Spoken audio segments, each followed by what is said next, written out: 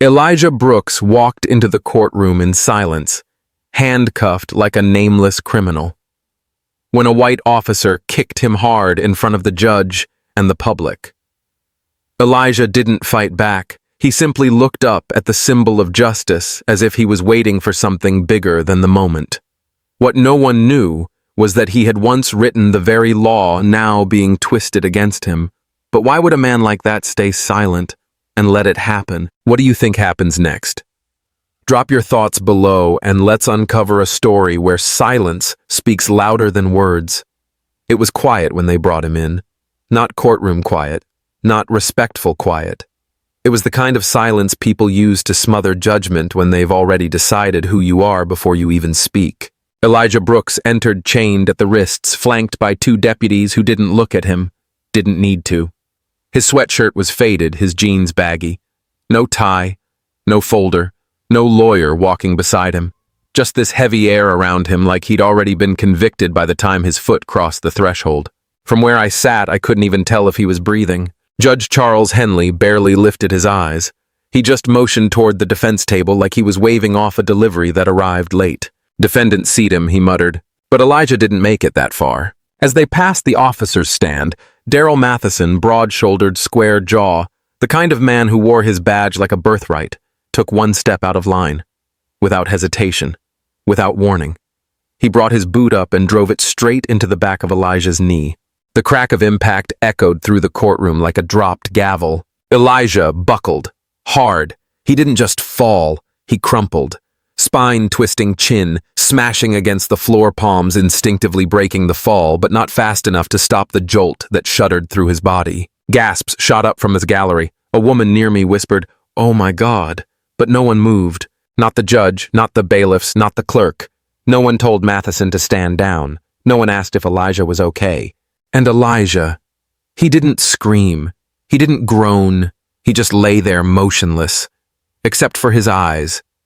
They were open, fixed upward, locked on the brass scales of justice mounted high above the judge's bench. Not angry, not afraid, focused. "You will stand when ordered." Matheson barked, chest-puffed, voice louder than it needed to be. Still on the floor, Elijah slowly turned his head. His eyes found Matheson's unblinking. "I did stand," he said quietly. "You kicked me down." Matheson froze. For a second, just a second, his confidence cracked. The judge cleared his throat. "Enough of this theater," Henley said with a sigh. "Bailiff, get him up. Let's move this along." One deputy grabbed Elijah's arm roughly and yanked him to his feet. Elijah didn't resist. He didn't even flinch. He rose slowly like a man used to carrying something heavier than shame. Lisa Keene entered moments later, clutching a half-closed file folder and a coffee that was already going cold. She looked at the judge, then at Elijah, who was now seated upright, silent. "I just got this case, Your Honor," she said, flipping through paperwork without looking up. "Obstruction of justice, resisting arrest, failure to identify. I'd like a brief continuance to speak with my client." Judge Henley shook his head. "Denied. We've wasted enough time already. This is a textbook low-level obstruction case. No delays." Lisa blinked. Her eyes finally landed on Elijah. "You're Mr. Brooks?" she asked, almost uncertain. He gave a small nod. "I'm your appointed attorney. We haven't spoken before, have we?" "No," Elijah replied, voice calm. "Okay. Well." She glanced at the report. "They say you refused to show ID when questioned, then resisted arrest. Is that accurate?" Elijah didn't answer. Lisa leaned in. "Mr. Brooks, did you resist?" He finally looked at her. Not angrily, not pleading, just steady. I complied. They didn't like how quiet that looked. She frowned. "You're going to need to be a bit more specific than that." "I will, just not yet." Lisa pulled back slightly. There was something in his tone, something she couldn't place, but it made her nervous. Judge Henley looked over his glasses. "Can we proceed, or is your client incapable of answering basic questions?" Lisa stood. "My client reserves his right to remain silent until further review. We'll proceed as directed." Matheson stepped forward to the stand. He adjusted his belt, squared his shoulders, and looked out over the room like a man certain he was about to win. "This guy," he said, pointing at Elijah, refused to give ID, refused verbal commands, and started acting erratic. "I took control of the situation before it escalated." "Control," Elijah muttered, not loud but clear. Matheson turned. "You got something to say now." Elijah met his gaze and answered evenly. "You don't de-escalate with your foot." Judge Henley banged his gavel. Mr. Brooks, you are not permitted to speak unless addressed directly. Elijah nodded once but said nothing else. In the back row, the silver-haired woman leaned forward. She hadn't moved since Elijah entered, but now her hands were clasped tightly, eyes narrow like she was watching something click into place, something she'd seen before. I didn't know who she was. Not yet. But I could feel the shift in the room. People were beginning to notice. Something didn't add up. Elijah wasn't confused. He wasn't scared. He wasn't even angry. He was waiting. And whatever he was waiting for, it was already moving toward us. It hadn't fallen apart yet. But the first crack had formed, and it had started with a single kick. By the time the hearing began, you could tell Judge Henley had already made up his mind. He leaned back in that tall leather chair like it was the only throne that mattered, one hand resting lazily on the armrest, the other flipping through the docket, as if Elijah Brooks were just another footnote in a morning full of bad coffee and better things to do. He didn't bother hiding his annoyance. "This one's a time waster," he muttered under his breath, though just loud enough for the stenographer to pretend she didn't hear it. The charges were routine on paper: failure to identify, obstruction, passive resistance. All the usual catchphrases stitched together to make a man disappear quietly through the system. Quick hearing, quick ruling, then shuffle him off to a holding cell where no one would ask too many questions. But the air in the room was different now, not because of anything Elijah had done. He hadn't said a word since that quiet line about being kicked. No outbursts, no objections, just that stillness, that same unreadable calm that made it impossible to tell if he was meditating or planning something. Matheson was already back on the witness stand, clearly enjoying the spotlight. His voice was louder now, a little more aggressive, like he was trying to reassert control after what happened earlier. But it wasn't just volume. There was venom under the surface. He pointed at Elijah again. "This is the kind of man who walks around like the rules don't apply to him," he said. "Wouldn't show ID, gave me attitude. Typical story." Lisa Keene stood up, arms crossed, trying to inject some form of professionalism into a courtroom that felt more like a setup than a proceeding. "Officer, did the defendant physically resist your orders in any way?" Matheson didn't miss a beat. "It's not always about fists. Sometimes it's the way they look at you. Like they're smarter than you, like they know something you don't." Then he leaned forward and smirked. "You people always think you're untouchable." There it was. That moment where the mask slips and what's behind it crawls into the open. Lisa blinked slowly, perhaps weighing whether it was worth objecting. But Elijah didn't react. Not to the comment, not to the tone. He just turned his head slightly and looked at Matheson, not with hate, not even with pity, but with something deeper. Like a man who'd read this script 100 times before and still couldn't decide whether it was comedy or tragedy. Henley cleared his throat, trying to move things along. "We don't need philosophy," he said sharply. "Let's stick to the facts, counselor." Lisa tried. She really did. But every time she asked Elijah a question, he gave her nothing. "What were you doing at the gas station that day?" Silence. "Why didn't you present your ID?" Nothing. "Mr. Brooks, do you understand the charges being brought against you?" Elijah looked at her then, and for a second I thought he might answer. His lips parted just slightly, but instead he asked her something else. "Have you ever read the Georgia Police Accountability Act all the way through?" Lisa was thrown. "That's not relevant at the moment. I need your statement, not your opinion." Elijah turned away again, folding his hands in front of him. "I'm not offering either. Just wondering how many people here actually understand the law they're using to bury me." It was subtle, but it landed hard. Lisa looked down back at her file. There were only 3 pages in it. 3 pages to explain a man's life. She seemed uncomfortable now, not just with the case, but with the role she'd walked into. Meanwhile, in the back of the room, the silver-haired woman, Margaret Callahan, though we didn't know that yet, sat straighter in her seat. She hadn't spoken. She hadn't moved much, but her eyes never left Elijah. She wasn't shocked. She wasn't confused. She was remembering. The way she studied him, it was like watching someone stare at a ghost. I noticed it then that no matter where you sat in that room, it was impossible to ignore Elijah. Not because he demanded attention, but because his silence forced you to listen in a different way. There was weight in his stillness, a quiet defiance that pressed against the room like an invisible hand. He never raised his voice. He never raised a finger. And yet every word spoken about him by Matheson, by Henley, by Lisa felt strangely hollow in comparison to the weight of what he wasn't saying. It was like the man had walked into a courtroom where everyone had already decided who he was, and instead of defending himself, he was letting them talk, letting them dig their own holes, letting the system show its face. And the more they talked, the more that silence became the loudest thing in the room. I don't know who noticed it first, but something was shifting. Even Henley, for all his bluster, paused longer between questions. He adjusted his robe more than once, glanced at his clerk like he needed backup. Matheson wasn't quite so loud anymore. Lisa, usually confident in her role, now looked like she'd been handed a story she didn't know how to finish. And Elijah, still not angry, still not afraid. But his eyes told a different story. Focused. Steady. Like a man watching a storm build from beneath the surface, knowing it would break soon, and choosing not to move. Not yet. Not until they gave him a reason to stand. It started like any other court proceeding. Lisa Keene shuffled her papers, clearing her throat just loud enough to claim authority. She looked prepared, or at least determined to appear that way. Everyone in that courtroom thought they knew exactly how this would go. A public defender citing legal codes. A defendant sitting silent. A judge eager to move on. The usual choreography. Lisa's voice cut into the quiet. Under Georgia Code, Title 35, Section 4.17.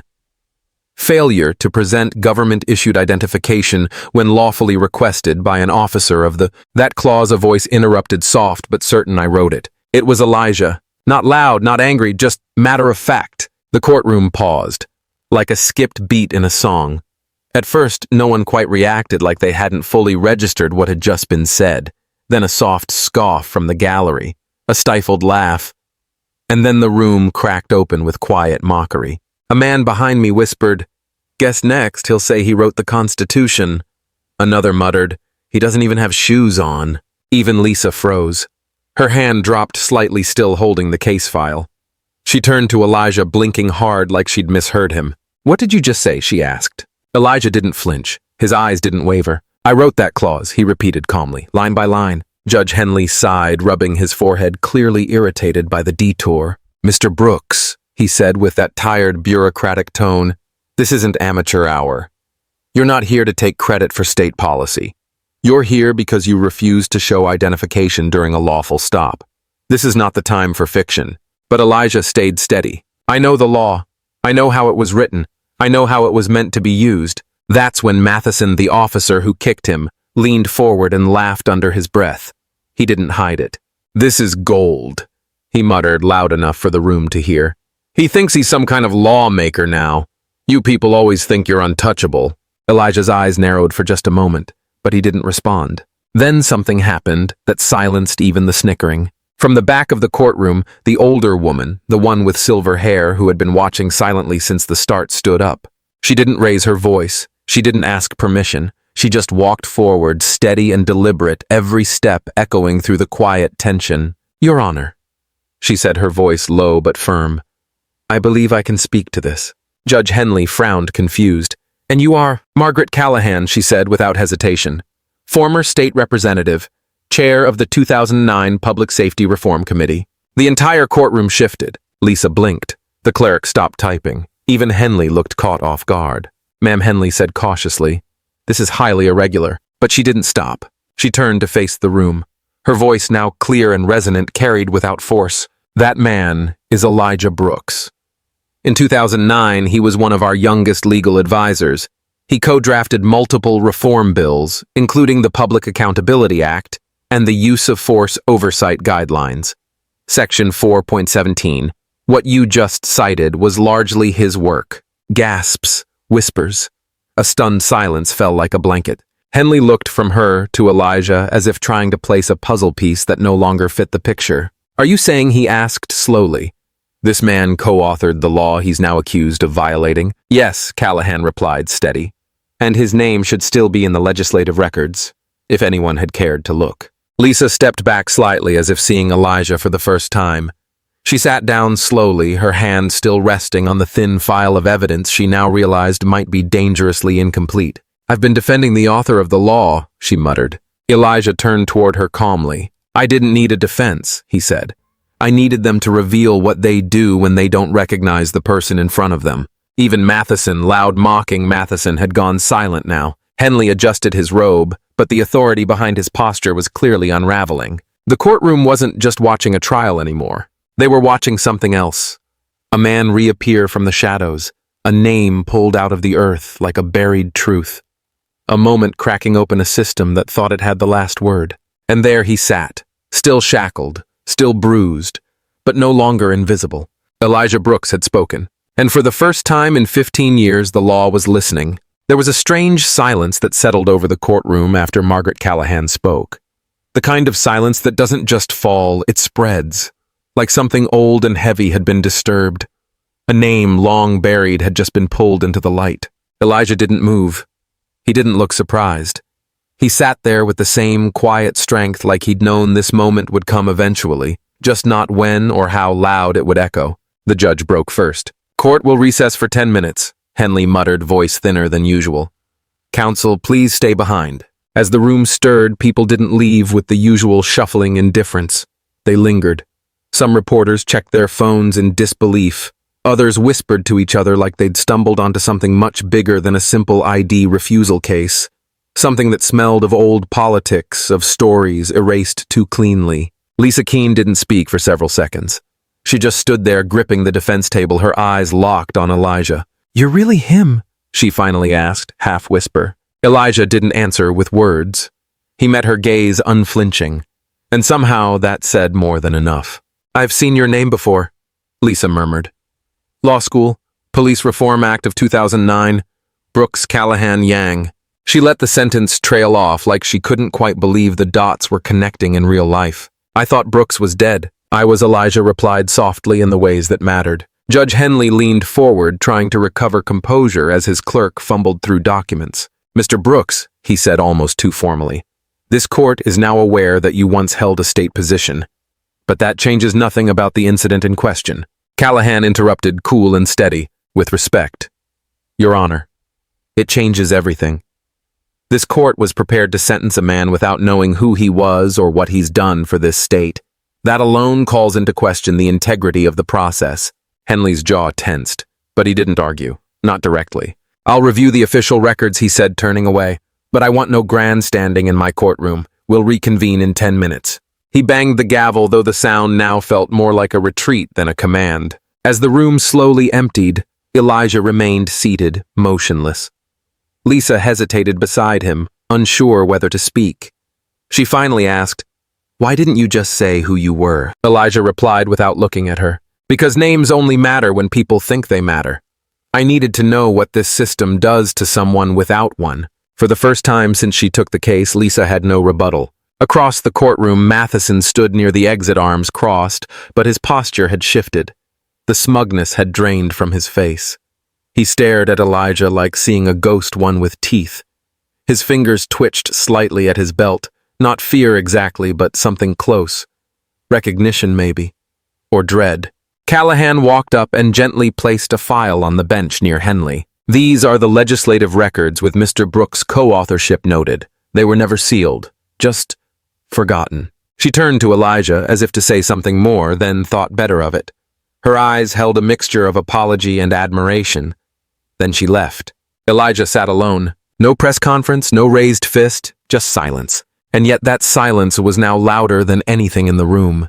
It lingered in the corners behind every stare, beneath every whispered name. People were remembering, not just who he was, but how quickly they'd let him disappear. The courtroom had never felt quieter, not even during recess. There was something about Elijah's stillness that pulled everything inward like the eye of a storm, calm but full of history. It was Lisa who broke the silence. "Why now?" she asked softly, as if afraid that saying it too loud might push him back into silence. Elijah didn't answer right away. His eyes weren't on her, they were somewhere else entirely. Not the walls, not the floor. Somewhere behind them. Maybe even 15 years behind. "I had a brother," he finally said. "Malik." The way he said the name, it didn't sound like just a memory. It sounded like something that still lived just beneath his skin. He was 17, quiet, too curious, too kind. The kind of kid who'd ask questions the world didn't want answered. Lisa leaned in. She could feel the weight in his voice now. It wasn't dramatic. It wasn't rehearsed. It was just real. One night, Malik was walking home. Cops stopped him, said he looked like someone they were after. He asked why. They said he talked too much. Then they said he moved too fast. Then they said he didn't comply. A pause, long enough for the words to sink in before the next hit. They shot him 3 times, one in the back. Lisa closed her eyes. She didn't need to ask more. She already knew the script. But Elijah wasn't finished. I was in law school when it happened. I was learning about the law, while my brother's body was being zipped up because of it. He let that breathe, then continued, voice steady. So I went deeper. Graduated early. Clerked for people who saw me as decoration, not direction. And then I wrote that law, the one about use of force and qualified immunity. The one they now use to justify things like this. Lisa could feel the shame rising in her throat. Not just as a lawyer, but as someone who'd sat across from this man and judged him without a second glance. You disappeared, she whispered. Everyone said you disappeared. I tried to fix something Elijah said, inside the system. But when I spoke up, when I called out the lieutenant who killed that boy in custody, they turned. My emails vanished, my notes rewritten. Suddenly I was the problem, the unstable one, the angry black man who forgot his place. He gave a short laugh, empty of humor. They buried my career in footnotes and made me look like I quit. Lisa swallowed hard. What made you come back? Elijah finally looked at her. His gaze wasn't bitter. It was clearer than she expected. Almost peaceful, in the way a scar sometimes looks after it's fully healed, still visible, but no longer raw. I saw a cop, he said, right outside my building. A white officer, tall, angry, kicking a boy who looked just like Malik. He was on the ground crying and no one stopped to ask why. Lisa didn't speak. She didn't need to. I filmed it, Elijah continued. But I didn't send it to the press. I sent it to myself. Then I waited. Because I wanted to see what the system would do if it didn't know who I was. No name, no title, just a black man with a camera. There was something chilling in the simplicity of that test. So you baited them, Lisa said. I gave them a chance, Elijah corrected. To show who they were. Without a badge, without a bench, without a name to fear. Just the law, raw and equal. That's what I built. I wanted to see if it still stood. Lisa sat back slowly. For the first time in her career, she didn't know what justice looked like anymore. But she was starting to understand who had paid the highest price for it. Elijah leaned forward, quiet but firm. I didn't come back to win anything, he said. I came back to remind them. And maybe to remind myself. They thought he would keep quiet. They thought he would sit there still in his chair like some broken figure from the past, defeated and erased. But when Elijah Brooks slowly stood up, every creak of the courtroom bench behind him seemed to echo louder than the gavel ever could. His hands were steady, his eyes sharp. And in that moment, it was no longer the defendant who stood, it was the author. Your Honor, he said calmly. Clearly, I request the right to represent myself. Judge Henley didn't even look up right away. He kept his pen moving across a page as if Elijah's voice were nothing more than background noise. Finally, with an annoyed sigh, he responded, Mr. Brooks, you're already assigned counsel. This court. I know the law, Elijah said, his voice firmer now. I helped write it. That line froze the room. For a full beat, not a single person moved. Lisa Keene stood next quietly but firmly. Your Honor, as Mr. Brooks' legal counsel, I support his request. Given the circumstances and his legal background, I believe it's both appropriate and necessary that he be allowed to speak. Henley looked up slowly. On the record, Ms. Keene. Are you saying this man helped write the law he's accused of violating? Lisa nodded once. That's exactly what I'm saying. Murmurs swelled around the courtroom. Matheson shifted in his seat, visibly uncomfortable for the first time. Henley hesitated, then finally gave a reluctant nod. Proceed. Elijah stepped toward the center of the courtroom. He didn't raise his voice. He didn't pace. He simply pulled a small flash drive from his pocket and handed it to Lisa, who passed it to the court technician. The screen at the front lit up, flickering into life. A surveillance video began to play. It showed a street corner, a young black teen standing near a convenience store. A white officer shouted something off-screen. The audio wasn't clear, but his body language was aggressive. The teen raised his hands. And then the officer kicked him hard in the leg. Gasps rippled through the room. The camera tilted just enough to reveal the officer's face. It was unmistakable Daryl Matheson. Lisa's jaw tightened. A reporter dropped her pen. Henley straightened up, clearly shaken. "This," Elijah said quietly, "is 3 months ago. That boy was doing nothing wrong."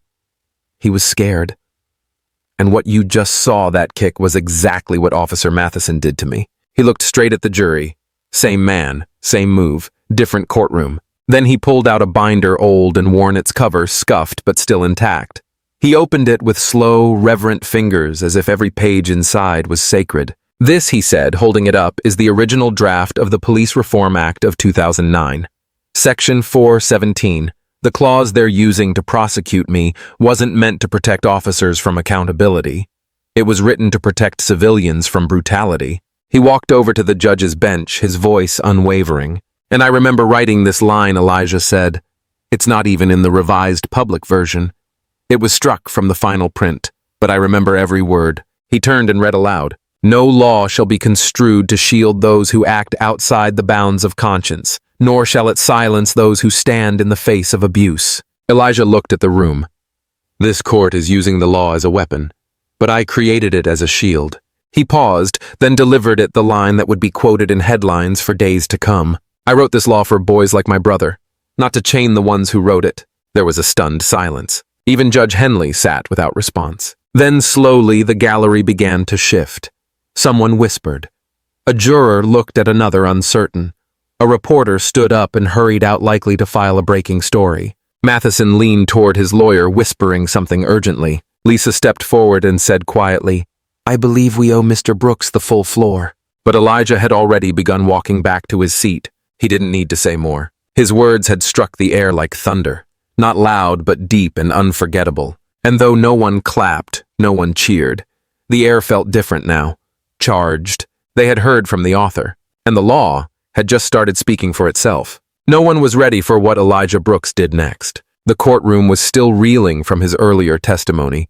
The judge's gavel had fallen silent. The jury no longer scribbled notes, and even Officer Matheson, once cocky and condescending, now sat with his jaw locked tight and his fingers twitching on the armrest. Elijah stood again, this time without asking. His presence had shifted. He no longer looked like a man on trial. He looked like a man returning to reclaim something that was stolen from him. "I have one more piece of evidence," he said, his voice calm but unshakable. Henley leaned back in his chair. "This is highly irregular." Lisa Keene stepped forward before he could finish.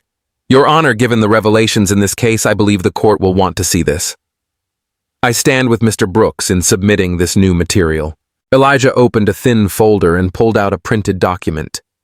The paper looked aged, the ink slightly faded. He held it with both hands. "This," he said, "is the original internal report I submitted 15 years ago regarding the shooting death of my brother Malik Brooks. A report that mysteriously vanished from city records." He walked toward the projector, placed the paper under the scanner, and the words appeared on the courtroom screen. Lisa moved closer, reading aloud. "Incident involved clear violation of use of force protocols. Evidence suggests a cover-up within the department involving altered statements and missing footage from internal cameras." She looked up, stunned. "This was submitted and signed by you?" Elijah nodded. "It never saw the light of day." He turned to the jury. "I filed that report on a Friday afternoon. By Monday morning, I was placed on leave. By Tuesday, my computer access was revoked. And by the end of that month, I was gone." Gasps broke out in the gallery. "I was erased," he said, his voice quiet but razor sharp.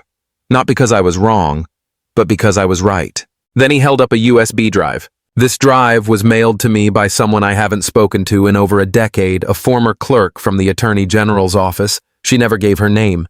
She just wrote 4 words on a sticky note. You were never crazy." He looked back at the judge. "It contains the original video from inside the precinct, the one that was deleted, the one that shows exactly how my brother died." Henley shifted in his chair. His fingers clenched slightly, then released. "Mr. Brooks, this evidence is unverified." But Lisa stepped forward again, now fully at Elijah's side. "No, Your Honor. This evidence is what this court has been missing for years. We failed him, and we let this courtroom become a tool of silence." Her words were met with stunned stillness, not from the public, but from the officials sitting in the room. from the bailiff who looked away, from the assistant DA who suddenly began typing notes as if desperate to catch up. Elijah turned his eyes, sweeping the courtroom. The law only works when it has a memory, and mine never forgot. Suddenly, Officer Matheson stood. "I want counsel," he snapped. "Right now. I'm not answering anything else without legal representation." Henley didn't stop him. He didn't say anything at all. Because at that moment, the courtroom was no longer his. It belonged to the man they tried to erase and failed. When the system fights back, it doesn't scream. It calculates.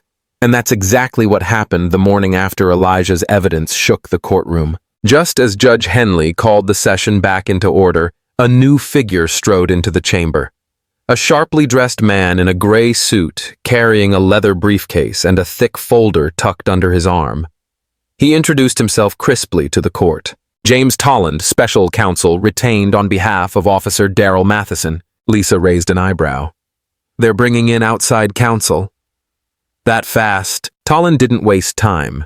He walked straight to the center of the courtroom and laid down his case like a polished blade. "Ladies and gentlemen of the jury, let us not forget something important. Laws are not weapons unless made. So, the clause Mr. Brooks claims to have authored, Section 4.17, lacks structural clarity. It was always open to misinterpretation. My client acted on precedent, not prejudice." Elijah stood still, calm. He waited. Tolland continued. "We must question whether a man who vanished for over a decade, who reappears during a trial, who claims to have written the law in question, should be the one dictating its interpretation. This is not a hero's return. It's a performance." And then he smiled a little too satisfied. Elijah stepped forward. He didn't raise his voice. He didn't even walk to the podium. He simply opened his briefcase and pulled out one thick bound document, older paper stamped in red State Legislative Draft 2008. I expected that Elijah said, his voice level. "That's why I brought this." He handed it to the clerk, who placed it into the projector scanner. The screen lit up, displaying the full original text of the Police Accountability Reform Act, his version. Before edits. Before dilution. Elijah walked slowly to the center of the room. The courtroom was still waiting. "That clause," he said, pointing to the highlighted section, "was changed in committee. The language I wrote was precise. It mandated independent civilian oversight and prohibited officers from escalating non-lethal encounters without clear threat to life." He looked directly at Matheson. If that clause had remained untouched, Malik Brooks would still be alive. And so would countless others. Tolland scoffed. "That's speculative." Elijah didn't blink. "No, sir. That's legal cause and effect." Then he turned to the judge. "Your Honor, we've established that the version of this law used to charge me was altered post-approval. The original legislative draft proves intent.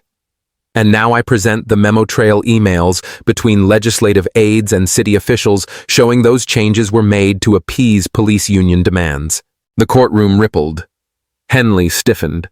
Lisa stepped forward and added softly, almost reverently, "The memo threads contain Judge Henley's name, copied on all changes." Henley's jaw twitched. "Those were administrative. I didn't—" Lisa didn't flinch. "You knew what was taken out, and you let it happen." Elijah said nothing. He simply looked at the judge, and that silence, that deep, unwavering silence, said everything. One juror whispered to another. The bailiff leaned forward. Even the court stenographer stopped typing for a second. Then Elijah spoke again. This law wasn't flawed. It was betrayed. The line echoed in the room like a drumbeat. It didn't need fanfare. It needed truth. Outside, press vans had already lined the sidewalk. Inside, whispers turned to murmurs. A call went out from the prosecutor's table. Investigators from the state attorney's office were requested to enter the courtroom. Henley stared forward, a man no longer in control of his own courtroom. A marshal stepped forward, handed him a folded slip of paper. The judge opened it, eyes narrowing. He cleared his throat, but his voice broke. "An official inquiry into judicial misconduct has been opened. Effective immediately." Gasps, then applause. People stood. Lisa turned to Elijah, her voice low.